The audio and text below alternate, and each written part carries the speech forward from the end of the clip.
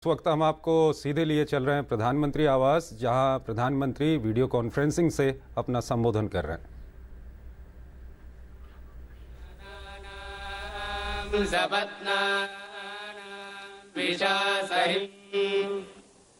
हन्तारं शत्रूणां कृधि विराजं गोपतिङ्गवा अहमस्मि सपत्नेन्द्र इवारिष्टो अक्षतः अधः सपत्ना मे मदोरिमे सर्वे अभिष्टिताः हरिः ओम्।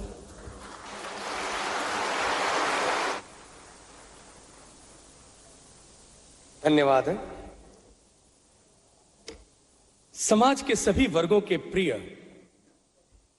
8 वर्ष की अवस्था से जिन्होंने संन्यास ग्रहण किया और आज 88 वर्ष तक जो अध्यात्म और समाज सेवा के लिए अपने आप को पूर्ण रूप से समर्पित कर चुके हैं, ऐसे जगत गुरु श्री श्री परम पूज्य विश्वेश तीर्थ स्वामी जी से अनुरोध करता हूं कि वे माननीय प्रधानमंत्री जी एवं सभी का स्वागत अपने आशीर्वचनों से करें। आचार्य पवनोस्माकं आचार्याणि च भारती देवो नारायण श्रीशः देवी मंगल देवता। द्वारका से आ गए भगवान श्री कृष्ण का दिव्य क्षेत्र में विश्व का महान दार्शनिक, भक्ति सिद्धांत का प्रवर्तक जगत गुरु मध्वाचार्य जी का शतमानोत्सव का इसी संदर्भ में हमारा अत्यंत प्रिय जनप्रिय राष्ट्र का समर्थ नेता हमारा नरेंद्र मोदी को स्वागत करने के लिए हम अत्यंत संतुष्ट हैं। आपका इसी उपस्थिति में हम भी मोदी हो गए, संतुष्ट हो गए, आनंदित हो गए। गुजरात का भगवान कृष्ण ने अत्यंत समृद्ध राज्य का निर्माण किया। गुजरात में भगवान कृष्ण ने अत्यंत समृद्ध राज्य द्वारका में निर्माण किया। इसी गुजरात से आए हुए नरेंद्र मोदी भी हमारा राष्ट्र को अत्यंत समृद्ध राष्ट्र का निर्माण करे, ऐसा हमारा भगवान में प्रार्थना है। हम केवल इसी यांत्रिक उपस्थिति से संतुष्ट ही तृप्त नहीं। आप स्वयं भगवान कृष्ण का सन्निधान में जल्दी से आने के लिए हम विशेष रूप से आपको विशेष अपेक्षा व्यक्त कर रहे हैं। अजी आप अत्यंत पूर्ण हृदय में सब मिलकर आपका स्वागत कर रहे हैं। भगवान मध्वाचार्य जी ने भक्ति संदेश का, भक्ति सिद्धांत का प्रवर्त है। इसके कारण से विदेशी आक्रमण का समय में समग्र भारत में भक्ति का आंदोलन हुआ। कन्याकुमारी से उत्तर प्रदेश तक भक्ति का आंदोलन, इसका मूल प्रेरणा जगत गुरु मध्वाचार्य से हुआ। ऐसा महान संत, महान दार्शनिक जगत गुरु मध्वाचार्य जी का शतमानोत्सव में आपका स्वागत करके आपका संदेश सुनने के लिए हम सब आतुर है। भगवान श्री कृष्ण का अनुग्रह आपको सदैव हो, ऐसा प्रार्थना करके स्वागत कर रहे हैं। श्री पेजावर मठ के परम श्रद्धेय पूज्य श्री विश्वेश तीर्थ स्वामी जी, श्री विश्व प्रसन्न तीर्थ स्वामी जी, श्री राघवेंद्र मठ के श्री श्री सुबुधेंद्र तीर्थ स्वामी जी और वहां कार्यक्रम में उपस्थित सभी श्रद्धालुगण, पूज्य स्वामी जी ने कहा कि यह यांत्रिक रूप से आना संतुष्ट नहीं होता है। मैं भी यांत्रिक रूप से संतुष्ट नहीं होता हूं। मुझे भी खुशी होगी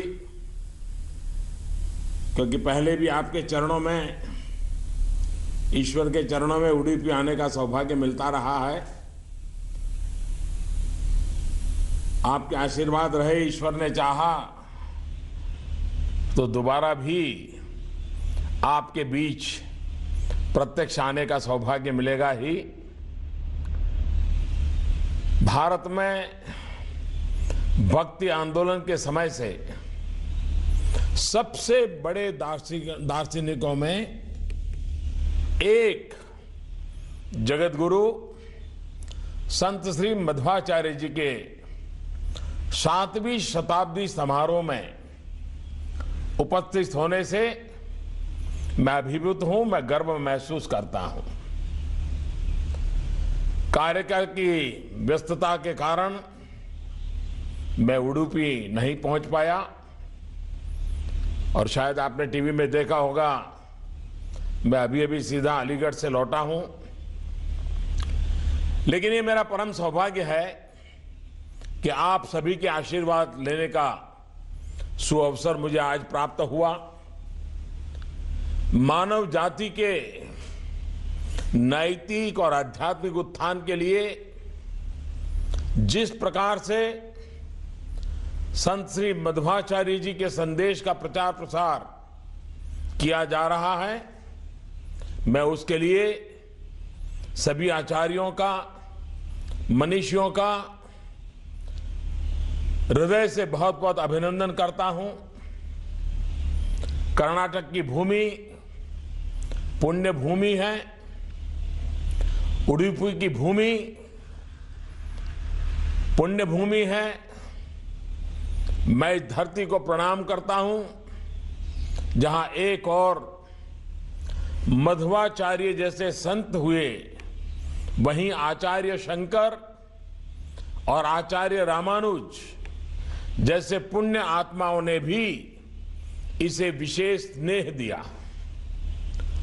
उडुपी श्री मध्वाचार्य जी की जन्मभूमि और कर्मभूमि रही है। श्री मध्वाचार्य जी ने अपना प्रसिद्ध गीता भाष्य उडुपी की इसी पवित्र भूमि पर लिखा था। श्री मध्वाचार्य जी यहां के कृष्ण मंदिर के संस्थापक भी थे और जैसा पूज्य विश्वेश्वर तीर्थ जी ने बताया और जब मैं रूबरू आया था तो आपने बड़ा विस्तार से मेरे सामने वर्णन किया था कि भगवान श्री कृष्ण मूर्ति द्वारिका से आई है, तो मेरा स्वाभाविक लगाव होना बहुत आनंद होता है। आपने भी अपने भाषण में मेरा गुजरात का नाता और श्री कृष्ण का द्वारका का नाता, इसको जोड़ करके आशीर्वाद दिए। मैं आपका बहुत आभारी हूं। उडुपी से मेरा लगाव कुछ और कारणों से भी रहा है। मुझे कई बार उडुपी आने का अवसर मिला है। 1968 से लेकर 4 दशक से भी ज्यादा तक उडुपी म्युनिसिपल कॉरपोरेशन की जिम्मेदारी भारतीय जनता पार्टी और भारतीय जनसंघ ने संभाली। 1968 में उडुपी पहली ऐसी म्युनिसिपल कॉरपोरेशन बनी थी जिसने मैन्युअल स्कैवेंजिंग पर रोक लगाई थी, माथे पर मैला ढोने पर रोक लगाई थी।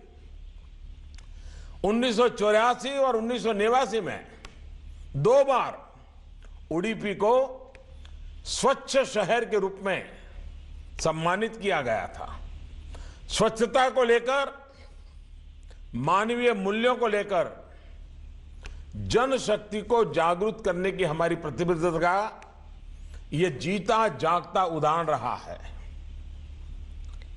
मुझे और एक खुशी भी है कि इस कार्यक्रम में पूज्य विश्वेश तीर्थ स्वामी जी स्वयं उपस्थित हैं। 8 वर्ष की छोटी सी आयु में संन्यास लेने के बाद अपने जीवन के 80 वर्ष उन्होंने अपने देश को, अपने समाज को मजबूत करने में लगा दिए।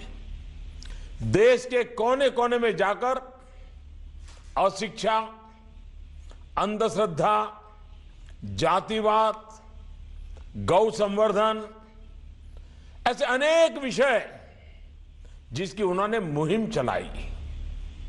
ये स्वामी जी के पुण्य कर्मों का ही प्रभाव है कि उन्हें 5वें पर्याय का अवसर मिला है। ऐसे संत पुरुष को मैं फिर एक बार बहुत हृदय से नमन करता हूं। भाइयों और बहनों, हमारे देश का इतिहास हजारों वर्ष पुराना है। हजारों साल का इतिहास समेटे हुए हमारे देश में समय के साथ परिवर्तन आते रहते हैं। व्यक्ति में परिवर्तन, समाज में परिवर्तन, व्यवस्थाओं में परिवर्तन, लेकिन इतना लंबा दीर्घकाल होने के कारण कई बार समाज में बुराइयां भी व्याप्त हो जाती है। हमारा समाज भी अच्छाइयों का भरमार होने के बावजूद भी बुराइयों से बचा नहीं है। लेकिन ये हमारे समाज की विशेषता है कि जब भी ऐसी बुराइयां आई हैं तो सुधार का काम समाज के बीच में ही कोई न कोई ऐसा पैदा हुआ है, हर युग में पैदा हुआ है, और उसी ने जिम्मेवारी उठाई और समाज के परंपरागत प्रवाह के खिलाफ वो खड़े हो गए, समाज को ले जाने का प्रयास किया। एक काल ऐसा था भी आया जब इसका नेतृत्व हमारे देश के साधु संत, ऋषि मुनि, महर्षि, तपस्वी, उन्हीं के हाथों में था। ये भारतीय समाज की अद्भुत क्षमता है कि समय समय पर हमें ऐसे देव तुल्य महापुरुष मिले जिन्होंने इन बुराइयों को पहचाना, उनसे मुक्ति का रास्ता दिखाया। श्री मध्वाचार्य जी भी ऐसे ही एक महान संत थे, समाज सुधारक थे, अपने समय के अग्रदूत थे। उनके अनेक ऐसे उदाहरण हैं जब उन्होंने प्रचलित कुरीतियों के खिलाफ अपने विचार रखे, समाज को नई दिशा दिखाई। यज्ञ में पशु बलि बंद कराने का सामाजिक सुधार श्री मध्वाचार्य जी जैसे महान संत की ही देन है। हमारा इतिहास गवाह है कि हमारे संतों ने सैकड़ों वर्ष पहले समाज में जो गलत रीतियां चली आ रही थी, उन्हें सुधारने के लिए एक जन आंदोलन शुरू किया। उन्होंने इस जन आंदोलन को भक्ति से जोड़ा। भक्ति का यह आंदोलन दक्षिण भारत से चलकर अलग अलग राज्यों से गुजरता हुआ, चाहे पश्चिम हो, उत्तर हो, पूरब हो, मध्य हो, समग्र भारत को भक्ति युग का साया मिल गया। उस भक्ति युग में, उस कालखंड में हिंदुस्तान के हर क्षेत्र, पूर्व, पश्चिम, उत्तर, दक्षिण, हर दिशा, हर भाषा भाषी, हर प्रकार के मंदिरों में, मठों में हमारे संतों ने परंपराओं से बाहर निकल करके राष्ट्र में चेतना जगाने का, राष्ट्र की आत्मा को जगाने का एक भरपूर प्रयास किया। भक्ति आंदोलन के लौ दक्षिण में मध्वाचार्य, निम्बरकाचार्य, वल्लभाचार्य, रामानुजाचार्य, पश्चिम में मीराबाई, एकनाथ, तुकाराम, रामदास, नरसिंह मेहता, उत्तर में रामानंद, कबीरदास, गोस्वामी तुलसीदास, सूरदास जी, गुरु नानक देव, संत रविदास, पूर्व में चैतन्य महाप्रभु, शंकर देव जैसे संतों के विचारों से ये पूरा भक्ति आंदोलन सशक्त हुआ, समाज में चेतना जगी। इन्हीं संतों, इन्हीं महापुरुषों का प्रभाव था कि हिंदुस्तान आज उस दौर में भी तमाम विपत्तियों को सहते हुए आगे बढ़ पाया, खुद को बचा पाया। आदि शंकराचार्य ने देश के चारों कोनों में जाकर लोगों को सांसारिकता से ऊपर उठकर ईश्वर में लीन होने का रास्ता दिखाया। रामानुजाचार्य जी ने विशिष्ट द्वैतवाद की व्याख्या की।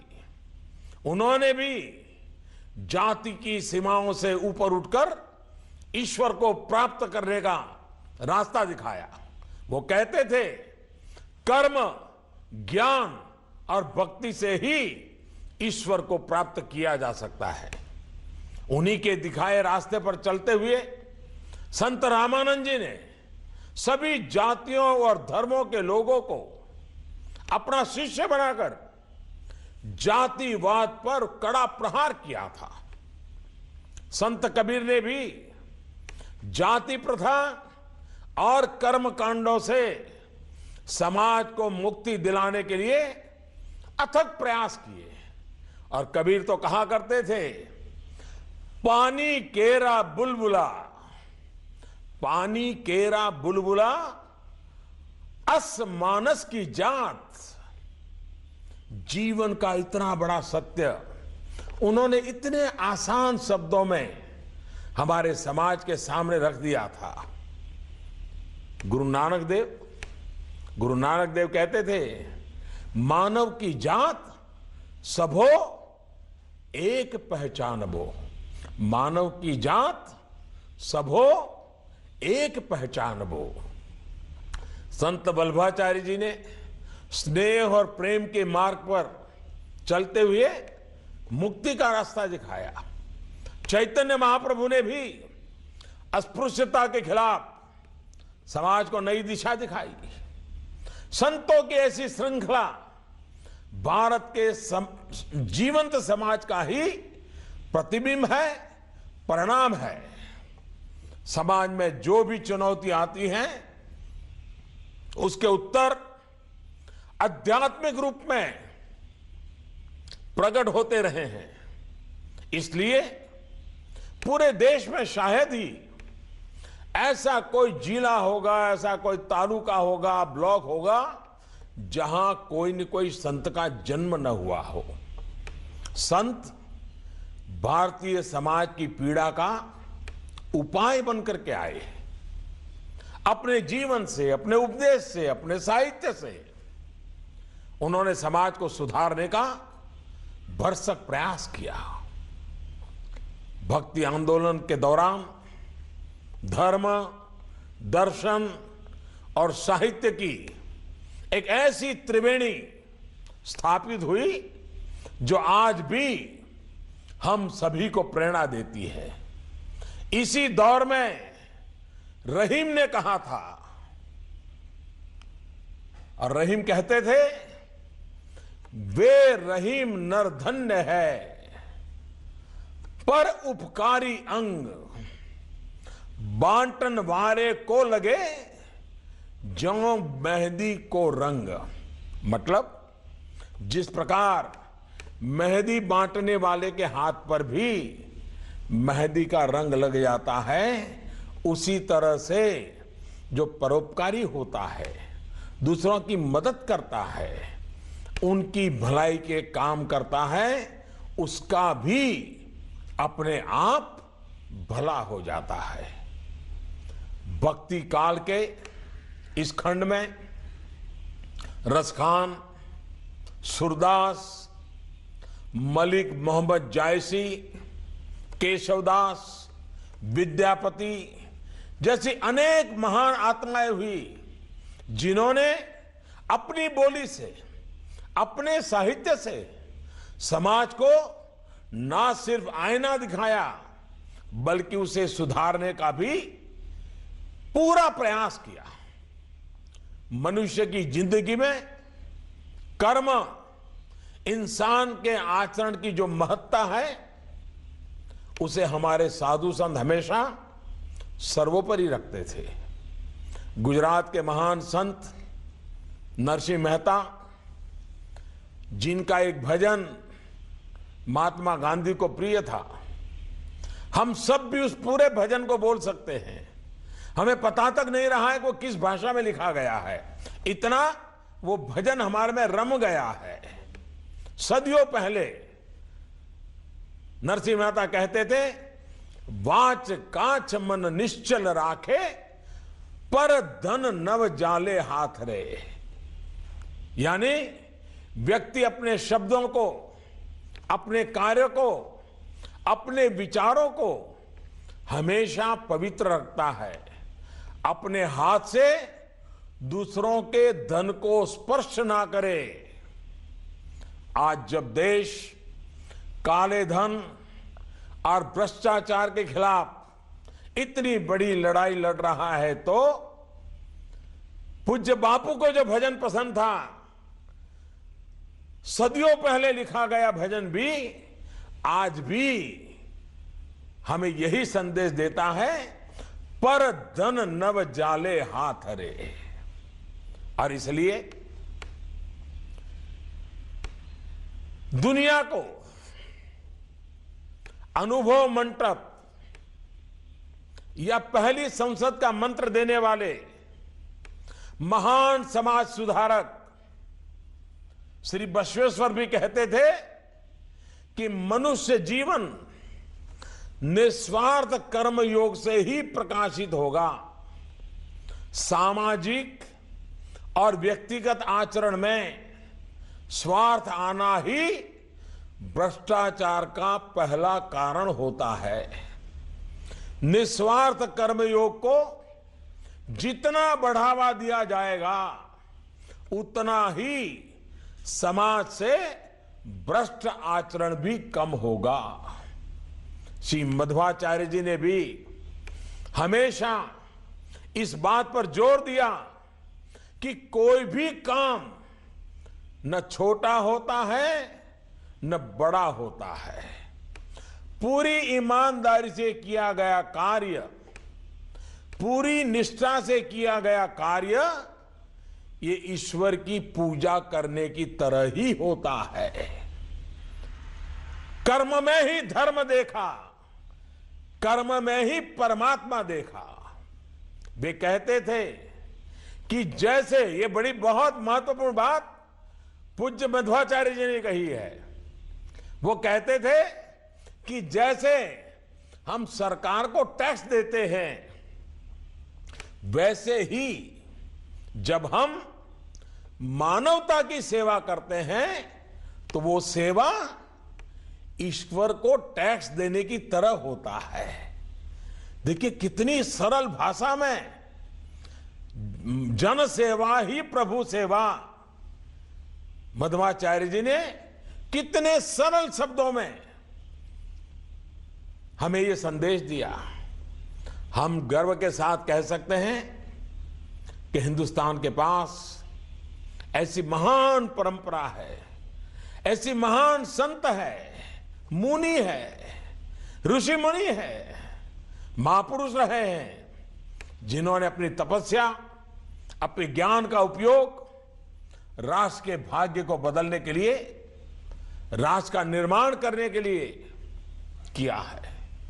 हमारे संतों ने पूरे समाज को जात से जगत की ओर, स्व से समष्टि की ओर, अहम से वयम की ओर, जीव से शिव की ओर, जीवात्मा से परमात्मा की ओर जाने के लिए प्रेरित किया। स्वामी दयानंद सरस्वती, स्वामी विवेकानंद, राजा राम मोहन राय, ईश्वर चंद्र विद्यासागर, ज्योतिबा फुले, डॉक्टर भीमराव अंबेडकर, महात्मा गांधी, पांडुरंग शास्त्री आठवले, विनोबा भावे, अनगिनत महापुरुष हमारी इस आध्यात्मिक चेतना को, आध्यात्मिक धारा को हमेशा चेतनमय रखा। समाज में चली आ रही कुरीतियों के खिलाफ जन आंदोलन शुरू किया।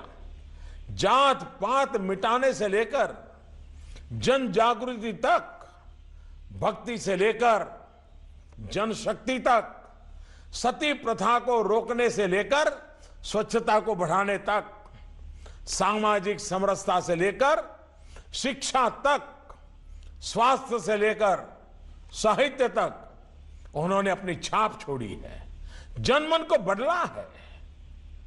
इन जैसी महान विभूतियों ने देश को एक ऐसी शक्ति दी है जो अद्भुत, अतुलनीय है। भाइयों और बहनों, सामाजिक बुराइयों को खत्म करते रहने की ऐसी महान संत परंपरा के कारण ही हम सदियों से अपनी सांस्कृतिक विरासत को सहज पाए हैं, संभाल पाए हैं, संवार पाए हैं। ऐसी महान संत परंपरा के कारण ही हम राष्ट्रीय एकीकरण और राष्ट्र निर्माण की अवधारणाओं को साकार करते आए हैं। ऐसे संत किसी युग तक सीमित नहीं रहे हैं, बल्कि वे युगों युगों तक अपना प्रभाव डालते रहे हैं। हमारे देश के संतों ने हमेशा समाज को इस बात के लिए प्रेरित किया कि हर धर्म से ऊपर अगर कोई धर्म है तो वो मानव धर्म है। आज भी हमारे देश, हमारे समाज के सामने अनेक चुनौतियां हैं, चुनौतियां विद्यमान है। इन चुनौतियों से निपटने में संत समाज और मठ मंदिर बहुत बड़ा योगदान दे रहे हैं। जब संत समाज, ऋषि मुनि, विद्वज्जन अगर वे कहते हैं कि स्वच्छता ही ईश्वर है, तो उसका प्रभाव सरकार के किसी भी अभियान से ज्यादा होता है। आर्थिक रूप से शुचिता की प्रेरणा भी इसी से मिलती है। भ्रष्ट आचरण यदि आज के समाज की चुनौती है तो उसका उपाय भी आधुनिक संत समाज दे सकता है। पर्यावरण संरक्षण में भी संत समाज की बड़ी भूमिका है। हम तो उस संस्कृति के विरासत को लेकर के जी रहे हैं जहां पौधे में हम परमात्मा देखते हैं, हम पेड़ को भी ईश्वर मानते हैं, पेड़ में, वृक्ष में चेतन है, यह हम हजारों साल से मानते आए हैं। उसे जीवित अंश माना गया है। लेकिन यह हमारा सद्भाग्य रहा कि इसी हिंदुस्तान की धरती के संतान डॉक्टर जगदीश चंद्र बोस ने लेबोरेटरी में सिद्ध करके दिया कि पौधे में भी जीव होता है, जिसे हम कहते थे पौधे में परमात्मा होता है। वरना दुनिया इसे पहले मानती नहीं थी, और जब हम ये बातें कहते थे तो दुनिया हमारा मजाक उड़ाती थी। हमारे लिए प्रकृति मां है। हमारे लिए प्रकृति दोहन से अधिक उपभोग करने का अधिकार नहीं देती है। हमारे लिए प्रकृति सेवा का माध्यम है। हमारे यहां पेड़ के लिए अपनी जान तक देने की परंपरा रही है। टहनी तोड़ने से भी पहले प्रार्थना की जाती है। जीव जंतु और वनस्पति के प्रति संवेदना हम लोगों को बचपन से सिखाई जाती है। हम रोज पूजा आरती के बाद शांति मंत्र में वनस्पतः शांति आपः शांति कहते हैं, लेकिन ये भी सत्य है कि समय के साथ इस परंपरा भी, उस पर भी आंच आई है। आज संत समाज को इस और भी अपना प्रयास बढ़ाना होगा। जो हमारे ग्रंथों में है, हमारी परंपराओं का हिस्सा रहा है, उसे आचरण में लाने से ही विश्व जिस संकट को झेल रहा है क्लाइमेट का, उस चुनौती का सामना किया जा सकता है। आज भी आप देखिए, संपूर्ण विश्व के देशों में जीवन जीने के मार्ग में जब भी किसी प्रकार की बाधा आती है, तब दुनिया की निगाह भारत की महान संस्कृति और सभ्यता पर आकर के टिक जाती है। एक तरह से विश्व की समस्त समस्याओं का उत्तर भारतीय संस्कृति परंपरा ने हजारों साल की अपनी यात्रा के दरमियान रास्ते खोजे हैं, समाधान खोजे हैं। और ये बातें भारत में सहज स्वीकार्य है। हम ही तो लोग हैं जो कहते हैं एक ईश्वर को अनेक रूप में जाना पूजा जा सकता है। हमारे शास्त्रों में कहा गया है, एकम सत विप्राह बहुधा वदंती। एक ही परम सत्य को अलग अलग नामों से पुकारा जाता है। विविधता को हम केवल स्वीकार नहीं करते, हमारे लिए विविधता एक उत्सव है। हम वसुधैव कुटुंबकम, पूरे पृथ्वी को एक परिवार मानने वाले लोग हैं। हम कहते हैं सहना भवतु सहनौ भुनक्तु, सभी का पोषण हो, सभी को शक्ति मिले, कोई किसी से द्वेष ना करे। कट्टरता का यही समाधान है। आतंक के मूल में ही ये कट्टरता है कि मेरा ही मार्ग सही है, जबकि भारत में केवल सिद्धांत रूप में नहीं पर व्यवहार में भी अनेक उपासना के लोग सदियों के से साथ साथ रहते हैं, मिलजुल करके रहते हैं। हमारे संस्कार हैं सर्व पंथ समभाव। मेरा मानना है कि आज के इस युग में हम सभी साथ मिलकर रह रहे हैं, समाज में व्याप्त बुराइयों को दूर करने का प्रयास कर रहे हैं, देश के विकास के लिए प्रयत्नशील है। तो इसकी एक बड़ी वजह साधु संतों द्वारा, हमारे महान ग्रंथों के द्वारा हमें जो मार्ग दिखाया गया है ज्ञान, कर्म और भक्ति का, वो हम सबकी प्रेरणा है। आज समय की मांग है, पूजा के देव के साथ ही राष्ट्र देव की भी बात हो, पूजा में अपने इष्ट देव के साथ ही भारत माता की भी बात हो। अशिक्षा, अंधश्रद्धा, अज्ञानता, कुपोषण, कालाधन, भ्रष्टाचार, ये जिन जिन बुराइयों ने भारत माता को जकड़ के रखा है, उससे हमारे देश को मुक्त कराने के लिए संत समाज देश को रास्ता दिखाता रहे। मैं ये कामना करता हूं कि आप सभी आध्यात्म के द्वारा हमारे देश की प्राण शक्ति का अनुभव जन जन को कराते रहेंगे। वयम अमृतस्य पुत्राः के एहसास से जनशक्ति को और मजबूत करते रहेंगे। मैं अपने इन्हीं शब्दों के साथ आप सभी का आभार व्यक्त करता हूं। पूज्य मध्वाचार्य जी की पावन स्मृति में उनके श्री चरणों में प्रणाम करता हूं और इस तीर्थ भूमि को भी नमन करते हुए उपस्थित संतों भगवंतों को प्रणाम करते हुए मैं मेरी वाणी को विराम देता हूं। बहुत बहुत धन्यवाद।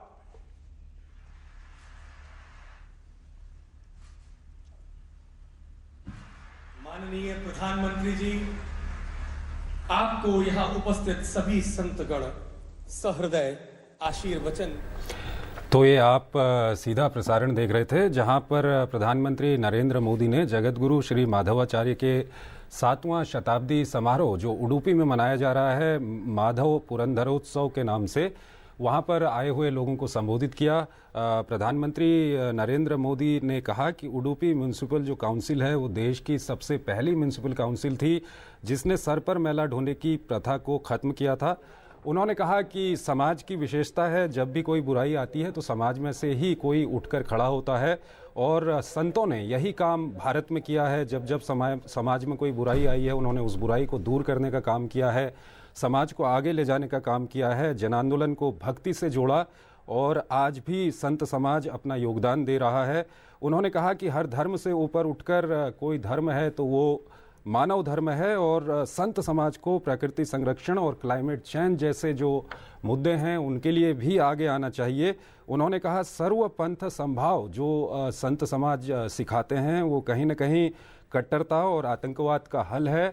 और प्रधानमंत्री नरेंद्र मोदी ने कहा कि काला धन, अशिक्षा, भ्रष्टाचार से मुक्त कराने के लिए संत समाज को और मजबूती से काम करना चाहिए।